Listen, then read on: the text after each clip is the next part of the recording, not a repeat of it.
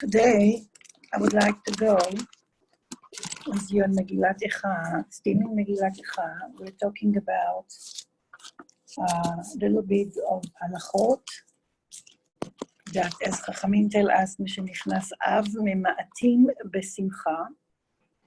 We're still in the 3 weeks. We didn't start the 9 days of Be'av.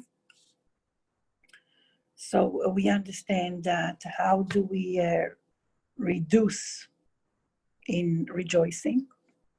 It's not that we're not allowed to be happy. Chachamim says, mema'atim besimcha. So one of the things that we accepted upon ourselves is, for instance, not to go to live parties and music. Is it possible for someone to listen to music during these 3 weeks and the week of Tisha B'Av? So, there are some rabbis who are more lenient and they allow us to hear music until Shavua Shechal Bo, when it is sad music or music that talks to your neshama. I know in Israel, the stations that are religious stations, they do have songs, but without the orchestra, only vocal. And when there is like some advertisement that there is a music and instruments, I guess they allow it because it's more like for business, not so much for entertainment. But gathering to make a music and orchestra is not permitted during this time. And so what are we supposed to be busy with? Obviously, during this time periods, we should be more focusing on prayers, on learning, even learning history of historical period that will signify the suffering of Am Yisrael is also an encouragement. I know that many people during Tisha B'Av, for instance, watch documents that are to talk about the Holocaust, because this is a document that is available to us. And it opens our heart to understand the suffering that Am Yisrael went through, not only during our modern time, but during the first temple and the second temple. As I explained in my previous class, that Jeremiah was crying over the loss of Am Yisrael, not only by the fact that Nebuchadnezzar Melech Bavel killed every day so many Jews, around 900,000. But the loss, the greater loss, was actually when they were walking through the river of Prat, and the people drank from the water that were poisonous for the Jewish people. And the Mefarshim explained that the water of the Perat are very heavy and contain many germs that Am Yisrael was not able to contain, and therefore so many people died during that period of time. So the death was the epidemic. The death was the experience of many, many months. And for that, obviously, Jeremiah is mourning and crying. So by watching those kind of documents, we actually, I believe, become more empathetic towards whatever happened to Am Yisrael. And at the same time, it can bring to our heart an understanding about valuing our life. That whatever we have today, we should be so thankful to Hashem. And yet, despite of the fact that the majority of the people today are in Eretz Israel, and Eretz Israel is a state that has a government, and the Jews are allowed to exercise their religion freely, that no one is holding them back. And same thing happened here in the diaspora in the United States, where at this point we are free to exercise our mitzvot and our Torah freely. There is no one that objects us or restrict us or restrain us from fulfilling those mitzvot. I also said last week that it reminds me of what the Midrash tells us about the chorus that exists in Shir HaShirim, again and again in every chapter, where it starts with Ishbati etchem benot Yerushalayim be'ailot hasodeh, im ta'iru ve'im te'oreru et ha'ava ad shetechbatz. Which means that the chorus is asking that we should be very careful not to awaken a certain movement of passion and love, and almost like a whole revolution of a new beginning and a new being, until it is the proper time. And Chachamim asking a question, what is it that says, Al ta'iru ve'al te'oreru? Means don't awake and don't be awakened. Why twice? Why the words to be awakened twice? So the Mefarshim explained to us, the Midrash explained to us that it's talking about two forms of propelling movement that may happen during the history to Am Yisrael. One, they're both coming from the foreign natures, all the nations. They both come from there. One group of nations are going to be treating us in a negative way, restricting us, punishing us, being harsh on us, yes, as we have the experience in Egypt. And as we see here, what Nebuchadnezzar Melech Bavel has done to Am Yisrael by killing hundreds and thousands of people, not only burning Bet HaMikdash, not only destroying the walls and the stones, but also causing a dramatic annihilation of Am Yisrael. And therefore, the Midrash explaining that in that chorus, it's a vow that Hashem made the nations, knowing that Am Yisrael are going to go to the diaspora. So he is almost making a condition with them that, okay, I sent Am Yisrael to exile because of their sins, and we all know the sins. Yes, we've described them, what happened in our previous classes. What was the unfortunate behavior of Am Yisrael as a nation that caused the situation that Eretz Israel could not contain them, that they had to be kicked out of Eretz Israel. Okay, so where are we going? What happened to all our koach? All our koach, all our strengths, all our abilities, the wisdom that we had, the blessing that we had from Hashem? Actually now, who is going to reap the fruits of that ability is the Goyim, the nations. So Hashem is asking that we should be very careful. The Goyim have to be very careful not to abuse us too much.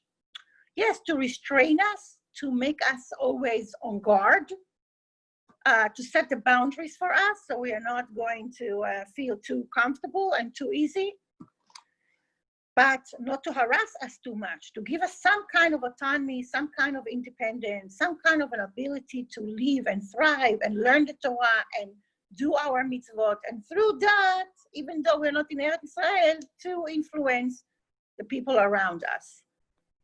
So the vow was, the first vow is not to awaken any kind of wrath, anger, and killing. To do it softly, a little bit softly. But what about the other awakening? The other awakening, actually, the Midrash is telling us that it will occur during our time, which means during just before Mashiach time, where, and what happened is that the nations will greet us, will welcome us, and will want us to be part of them. And the risk is that they're going to be so nice to us, accepting us fully as we are, as Jewish people, that the danger of assimilation will take place, and therefore Am Yisrael will be at loss as well. So it seems to be, whether it's from the left or from the right, Hashem is warning the nations, watch out that you do not keep Am Yisrael together. If they're not kept together, I will have to intervene. So intervention number one occurred in Egypt, as we all know. We were supposed to stay there for 400 years. We stayed only for 210 because the Egyptian abused their power over Am Yisrael and caused the Am Yisrael to be zoakim l'shamayim, crying to heaven, from avodah, from all the hard work, from all the suffering, from the deaths, from the starvation, from all those things that happened to them. So God had to intervene and Achishena, and he had to rush the exit of Egypt, even though it wasn't happening during the proper time, according to the way God would have wanted it to be. And we'll go through the process of whatever the melting pot of Egypt should have done for us. But what happened today? What happened with the other? What happened is that once it became a democratic country or Republican and equal rights to everyone, and everybody is free to exercise their religion as they wish and no interference, because there is a separation between dat and medina, between religion and the government. That's where the danger began. The danger was that Am Yisrael had no one to restrict them but themselves. There was no one to tell them that, you know, you should focus on your culture and your religion and your legacy and your tradition and make sure that you continue to flourish in that area. But what happened to Am Yisrael, as we all know, the majority, we can't deny it, it's a fact, slowly started to assimilate among the nations. So we know exactly what happens in America. The assimilation is twice the number of what happened during the Holocaust. So,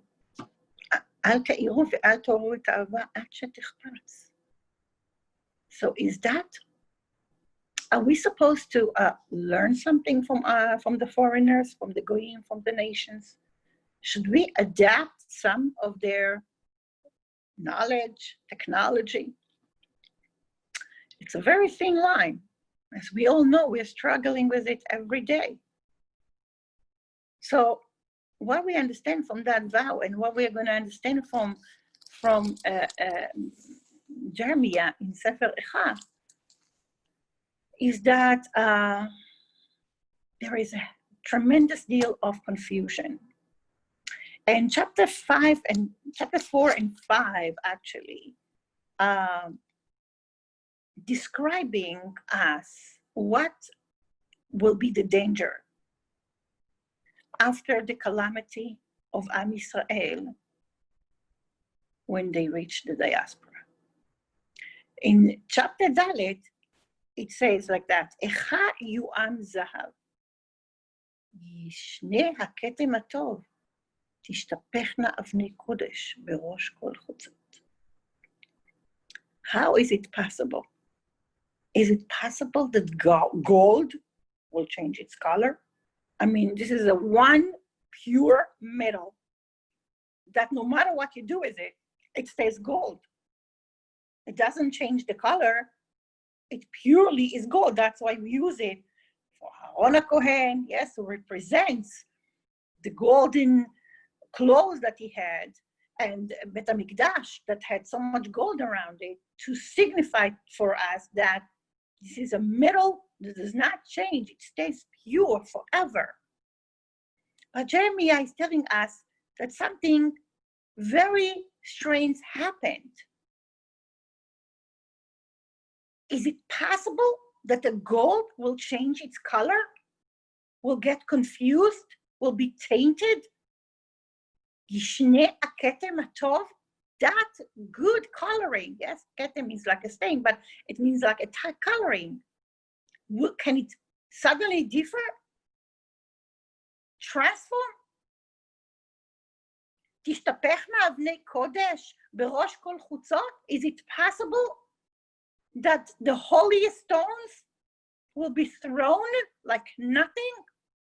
What does Jeremiah is using a metaphors of the gold and the precious stones? What does this signify? It signifies the Torah of Am Yisrael, תלמידי חכמים, תינוקות של בית רבן. What happened to Am Yisrael throughout the generations? The influence of the nations upon Am Yisrael was supposed to be gold, which means retain its core and never change, and make sure to hold dearly to the foundation of our Torah, our mitzvot, our hashkafa, what we call philosophy. What happened to it? How could it be that it became tainted, that it changed completely its color? It says here, B'nai Tzion Ayekarim, the children of Zion, the dearest children of Zion. Zion means Am Yisrael. Hamisulaim bapaz, that you can't find people like them. They are so precious, precious more than stones. How can it be? How can it be that they became like insignificant?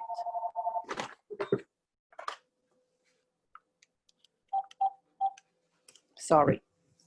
How can it be that they became so insignificant, so cheap, so low?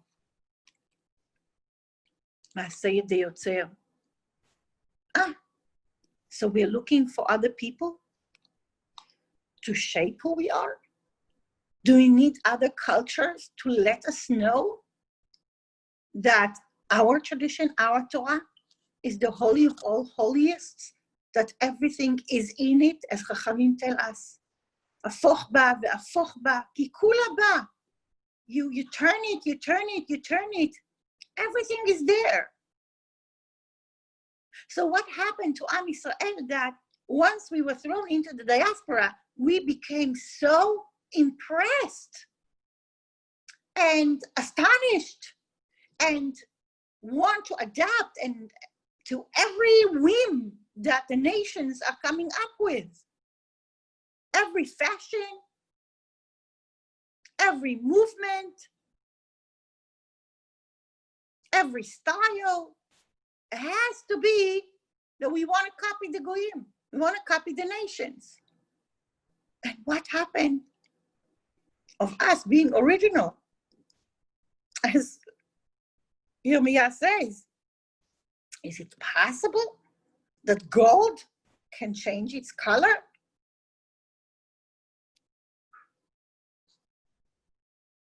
And how can it be that Am Yisrael, whom we are the children of Avraham Avinu, as it says in Perkei Avot, how do you recognize who is the children of Avraham Avinu? There are three characteristics, core. That's what it means by being gold, that Am Yisrael own. What is it? Rachmanim, Baishanim, Vegomlei Chasadim, which means full of pity and mercy, merciful, naturally very caring and mercy is their attributes, the outgoing attribute.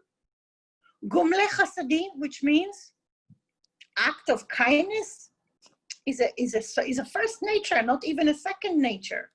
It's embedded in our genetic, in our DNA. Baishanim. Some busha. Little bit, being bashful. Little bit respect. No arrogance. No audacity. Knowing how to be, keep quiet. Oppose. What happened to all those people? I mean, thousands of years, that was our inheritance. And what is it? How is it happening? Jeremiah says that Am Yisrael became so cruel.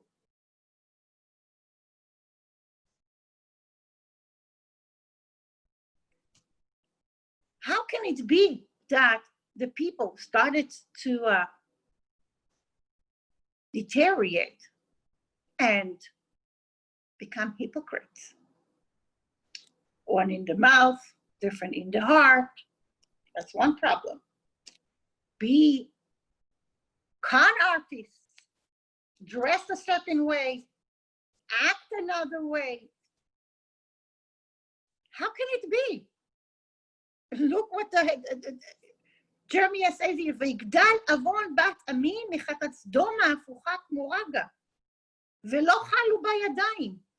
How is it possible that the sin of the daughters of my nation, which means the children, the next generation, has violated so much the laws, the mitzvot, that even, really, is it possible that we were worse than Sodom and Gomorrah? That was destroyed in a minute, which means no suffering.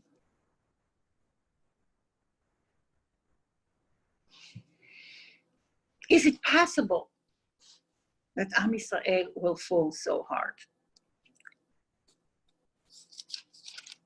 So this confusion is more reinforced in chapter Hey, where it says, Zechor Hashem me haya lanu, habit ro'eh et chirpatenu. Jeremiah is asking Hashem to have a memory, to remember. This remembrance is not just for Hashem, it's also for us to understand. Look what happened to Am Yisrael as a result of changing the color of gold. How can it be that Am Yisrael didn't know how to follow the legacy of who they are? Baishanim, Rachmanim, Vegomlei Chasadim. If you are merciful and you're kind and you have some sense of respect, yes, being busha is a sense of respect. How can it be that Am Yisrael has shed all those characteristics? So as a lesson, what are we supposed to take from Jeremiah writing this document of the fall of Am Yisrael? So here we are. We have Jews in Eretz Israel. We have Jews in New York. We have Jews all over the world, still in some places. And I know that those who understood, who had a vision, that if we are not going to have yeshivot and batei knesset, yeah, and Jewish education, there will be no future for Am Yisrael. There's going to be a complete Holocaust, a silent Holocaust. So yes, I know that in our community we shed blood. Blood means, Chachamim say damim is also money. So it's like metaphorically we shed blood. We put so much effort into the education of our children, putting them in from very early nursery till high school, and even we would love to have colleges that, are more like Jewish oriented. We definitely have it in Eretz Israel, in New York it's a little bit hard, maybe Torah College, but other colleges, just being among the goyim. Is it that we pray and hope that until our children get to the age of 18, 19, that they are well equipped with a very strong Jewish identity, that even learning a course from the nations who only can give us some level of knowledge, yes, chokhmah b'goyim ta'amin, that we can take it, but still retain our DNA, our Jewish DNA. Is it possible? It's a test. But we all know that if you send children to certain colleges, that it's okay to do many things that absolutely are forbidden in the Jewish law. What happened to that young adult if he's not strong enough? How fast can we see them, God forbid, assimilating? And this is the danger that exists today, that Shlomo HaMelech in Shir HaShirim already saw it. So what is the lesson that we are to learn? Obviously, it's not enough that we opened a yeshivot for our children. That in our own homes, we are to carry ourselves with that very specific characteristics that define who we are as the children of Avraham Avinu. So yes, in my previous class, I have 5 minutes. In my previous class, I was telling you that there's 2 ways that we need to look at ourselves and others. Is either when we talk about the Torah, it's either we focus and zoom only on a mitzvot, and then sometimes we can be stuck only in 1 or 2 or 3 specific mitzvot, and then the rest of them are being ignored. Or by being able to actually move away and look at the concept in a general way, that we understand that each mitzvah has a value, but we cannot just hold into one mitzvah and think that by fulfilling that mitzvah, that's it, we're good to go. Because it's not so. And the metaphor that I used last time, and I want to repeat it because I believe it's going to help us understand what is it that we need to do.